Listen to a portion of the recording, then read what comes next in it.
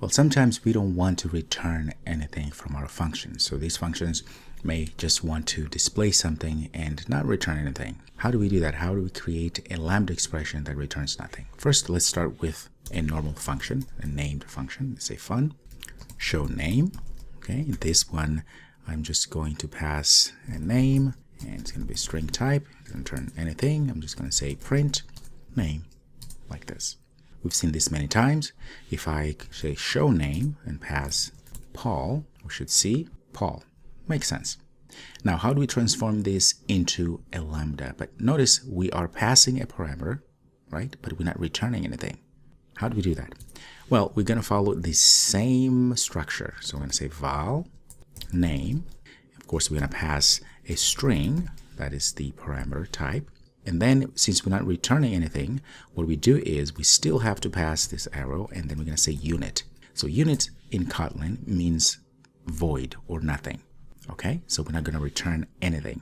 And then we're going to say equals, and then put there our Lambda. And then here, we're just going to say our string here. I'm going to say name, and then I'm just going to say print name, like that. That's it.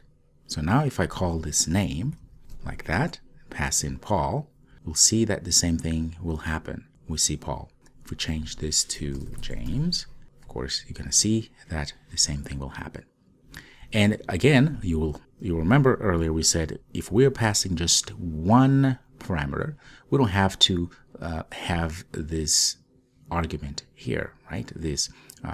Now, if we were passing one parameter or one type here, we don't have to pass in this parameter as such. We can get rid of all of that, and we will have it, right? So if you put in a new line, you can see the it is there, and it knows exactly what type it is because we've specified the types we're passing here. Oh, nice. So in this case, I'm just going to say it, and it's going to be the same thing. We're just using the it variable that is created in our Lambda. All right. And remember, because we're just printing something, I can actually put that inside of a string of some sort. Say, hello, my name is, like this. Okay. So we can do all sort of things that we've been doing before. Hello, my name is James. If we change, of course, James, we're going to see the different name.